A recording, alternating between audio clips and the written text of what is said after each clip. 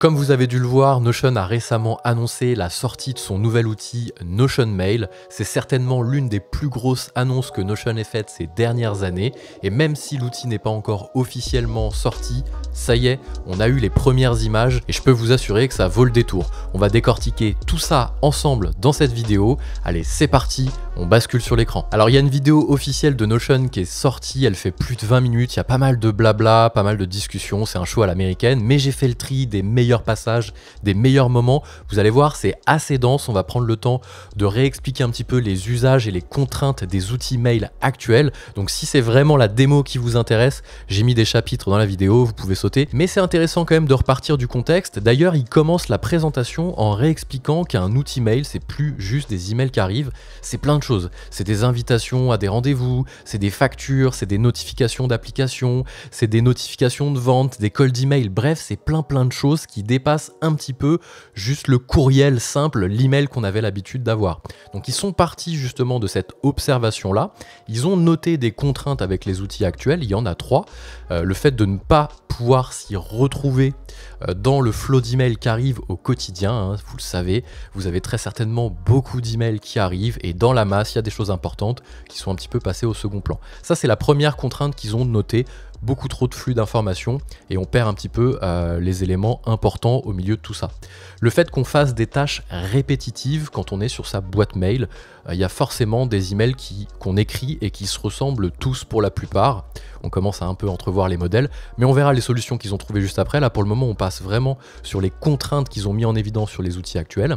Donc le fait que ça soit des tâches répétitives, on réécrit la même chose. Pour le moment, c'est des screenshots, mais après, rassurez-vous, on va aller voir après des petites vidéos qu'ils ont sorties, bien entendu. La troisième contrainte qu'ils ont notée, c'est le fait de devoir toujours organiser et de ranger sa boîte mail. On passe trop de temps à le ranger, pour ceux qui la rangent. Personnellement, j'ai arrêté de le faire il y a bien longtemps. Avec les moteurs de recherche dans les boîtes mail, il n'y a plus vraiment d'intérêt de ranger ses mails, mais ça, c'est un avis personnel, parenthèse refermée. En tout cas, pour la plupart des gens, on passe beaucoup trop de temps à ranger dans des dossiers, dans des sous-dossiers. Donc là, ils sont partis aussi de cette contrainte-là. Donc il y en a 3. Le fait de ne pas pouvoir mettre en évidence les priorités, le fait de devoir faire des tâches répétitives et le fait de devoir passer trop de temps à ranger, à organiser sa boîte mail. À partir de là, ils ont réfléchi à des solutions. Et vous allez voir que c'est quand même assez incroyable. Ils ont tout simplement mis Notion dans un outil mail. C'est-à-dire qu'on va avoir accès à des vues. On va pouvoir filtrer et afficher sa boîte mail de plein de façons différentes. On n'a pas juste des dossiers de rangement avec des labels comme le proposent d'autres clients mail, on va vraiment avoir des vues multicritères, multifiltres. Ça, c'est la première chose et ça va un petit peu répondre au fait de devoir toujours ranger sa boîte mail. La deuxième chose qu'on va avoir, c'est qu'on va tout simplement rédiger des emails comme on rédige une page Notion. Vous faites un slash, vous faites un plus et vous avez tous les blocs qui s'affichent. Un call-out, un schedule, une cote, on le verra après. Une citation, pardon, on va le voir après dans les petites vidéos. Rassurez-vous, on a des vidéos après, c'est pas juste des screenshots, on a vraiment des vidéos. Donc ça, c'est la deuxième chose, on va vraiment pouvoir rédiger des emails comme on compose une page Notion. Rien que ça fait la différence.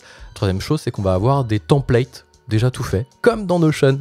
On a des modèles de pages, on va avoir des modèles d'email avec des champs intelligents à l'intérieur, des champs de publi-postage, des champs de fusion.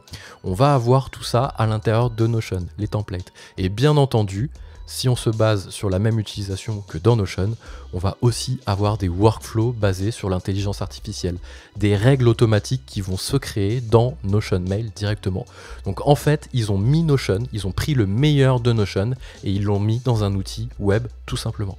Et vous allez voir, on va le voir en situation réelle. Je vous montre un petit peu tout ce qu'il y a, regardez juste au-dessus de ma tête. Il y a pas moins de 2, 4, 6, 8, il y a 9 fonctionnalités que j'ai notées qui sont incroyables et différenciantes par rapport aux autres outils.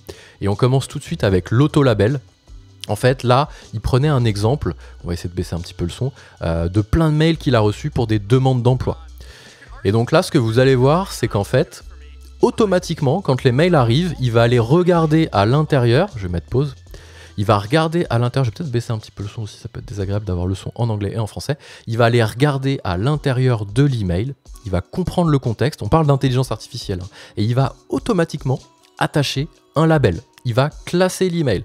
Donc on est en réaction par rapport à la contrainte qu'ils ont notée sur le rangement, je reviens juste avant, hein, le fait que ce soit chiant de ranger, etc. Là, en fait, dès qu'un mail est reçu, il est analysé par l'intelligence artificielle et il se voit appliquer un label automatique. Le label qu'on voit ici à droite qui est recruiting. Ça peut être recruiting sales, ça peut être recruiting RH, pardon, et ça peut être pas mal de choses. Donc en fait, il va appliquer ça. Ça, c'est la première fonctionnalité. Je trouve ça déjà assez incroyable parce qu'on peut faire des règles automatiques dans Google. Il y a Gemini qui arrive dans Google. On va avoir ce genre de choses. Mais ils sortent leur premier client mail alors que les autres sont là depuis toujours et ils se mettent instantanément à niveau de ce que font les meilleurs à côté. Et ça, c'est quand même assez dingue. La deuxième chose qu'on va avoir, c'est qu'on va avoir des suggestions de réponses automatiques. Ça, on l'a déjà vu dans Gemini avec Google Mail, Gmail bien entendu. Là, on va l'avoir tout de suite à niveau. Si je reviens un petit peu en arrière, clac, vous recevez un email ici dans Notion Mail. On en ouvre un, il a compris le contexte. Dès que vous allez l'ouvrir, hop, qu'est-ce qu'on va voir? Ici, on va avoir une réponse suggérée. Hello Jacob, je suis content qu'on puisse discuter de ce nouveau post. Fais-moi savoir si tu es dispo la semaine prochaine. Et il signe Andrew Milic, Notion Mail. Et ça se fait tout seul.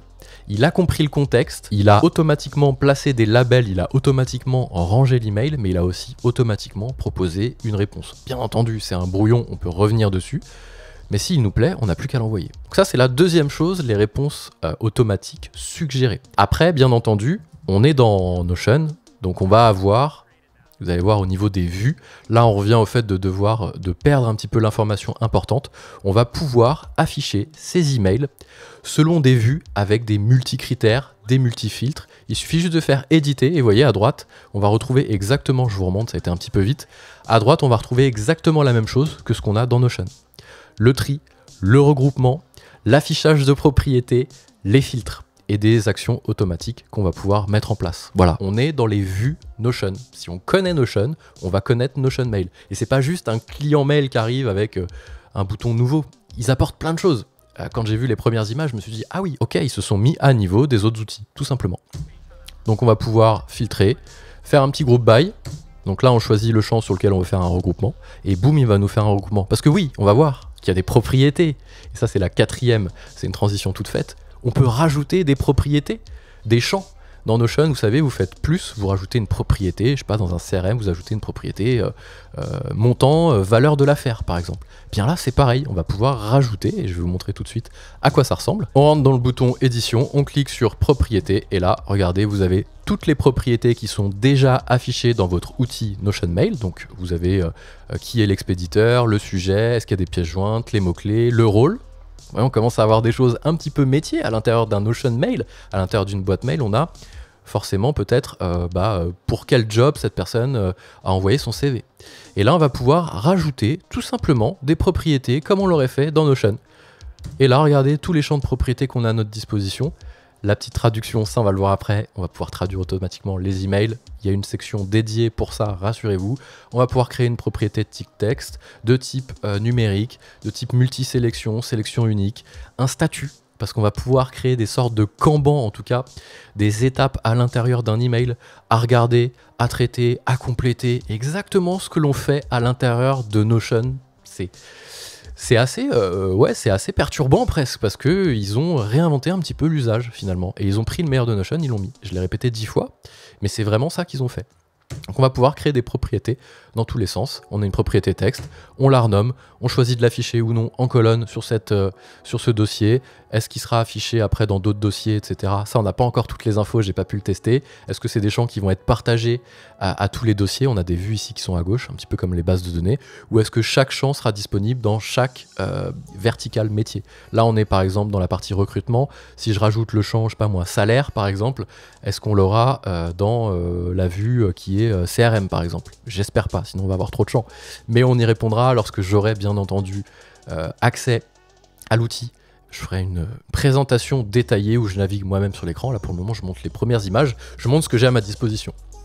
Donc voilà au niveau des propriétés. Autre chose aussi, lorsqu'on rentre sur un email, on va pouvoir bien entendu rajouter des réponses automatiques d'email, mais on va surtout pouvoir rajouter des snippets. Donc des snippets, c'est quoi? C'est des petits champs déjà tout faits qui vont pouvoir se rajouter, qu'on va pouvoir, des petits modèles de petits bouts de code presque qu'on va pouvoir rajouter à un email. Je vous montre, vous comprendrez mieux. Voilà, Next step, introduction, il y a plein de petits bouts, c'est plein de petits modèles qu'on va pouvoir agréger. Mon lien de Calendly, clac, je le mets. Mon lien de bidule, clac, je le mets. Et on va venir agréger pour construire comme ça un email. Regardez, boum, ici. Hello Dan, content de te rencontrer. Ici, prends rendez-vous avec moi. Boum, petit lien vers Notion Calendar, bien entendu. On va pouvoir proposer nos dispos.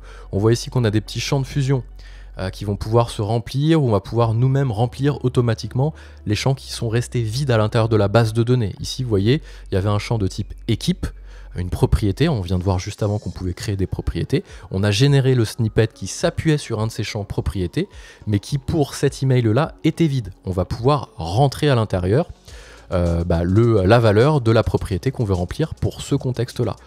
Et il suffit juste, voilà, hop, de remplir IT Engineering, et boum, ça remplace IT Engineering, ça va remplir la base de données, et on sait qu'il veut postuler à ce poste-là. Donc les snippets, c'est très cool, et c'est assez prometteur. Ensuite, bien entendu, je le disais tout à l'heure, ça va être les suggestions de réponses personnalisées. Vous rentrez dans un email, et vous allez pouvoir avoir des petits modèles. C'est un petit peu comme les snippets qu'on a vu tout à l'heure, mais en raccourci directement. Et là, boum, ça fait un email complet. Ça, c'est quand même assez cool, les suggestions de réponses. Ensuite, ça, c'est encore un petit peu flou. Je vous montre, c'est juste un screenshot parce que ça va pas avancer plus que de voir comment il navigue à l'intérieur. Mais j'ai vu ce champ-là, regardez, follow up, auto reply, sending in 3 days. Donc en gros, envoie un email de suivi dans 3 jours. Ça veut dire quoi? C'est-à-dire qu'il a compris qu'il fallait renvoyer automatiquement un email par rapport au contexte, ou est-ce que ça veut dire qu'on peut personnaliser des séquences? J'ai pas la réponse, mais je voulais simplement montrer ce petit screenshot là qui nous réserve pas mal de surprises pour la suite. On passe bien entendu, comme dans tout outil Notion, Notion Calendar, Notion Mail, vous avez une barre de commande que vous pouvez ouvrir n'importe où. Ça va être un pomme T, un pomme quelque chose que vous allez pouvoir ouvrir, un petit peu comme dans Notion Calendar. Vous allez pouvoir composer un petit email, sélectionner tout, créer un snippet à la volée, rajouter une vue, vous rendre dans des dossiers pour pouvoir naviguer plus facilement pour vous rendre de dossier en dossier. La petite barre de commande maintenant, c'est presque un standard du web. On l'a dans Arc, on l'a dans tous les Notion, on l'a dans tous les nouveaux outils qui sortent. C'est quand même assez pratique. On a un peu du mal en fonction de l'outil sur lequel on est à se souvenir de quelle est la barre de raccourci. Ah oui, attends, je suis dans Notion Calendar, boum, c'est ça. Ah oui, je suis dans Arc, c'est pomme T. Ah oui, machin. On verra si on a les automatismes qui vont au bon moment, mais il n'y a pas d'outil qui sort sans barre de commande, en tout cas en ce moment. Et la dernière fonctionnalité, pas des moindres, l'intelligence artificielle, avec un exemple tout simplement incroyable. Ici, vous avez une suite d'emails qui arrive, et vous voulez tout simplement le traduire dans une autre langue. Vous allez ouvrir ici, tout sélectionner. Là, j'imagine qu'il a tout sélectionné, donc il a pris tous les emails, et il a des champs rapides qui s'ouvrent, et là, on voit qu'on a Translate, et on va pouvoir traduire tout simplement tous ces emails d'un coup. Ici, il a fait un petit prompt,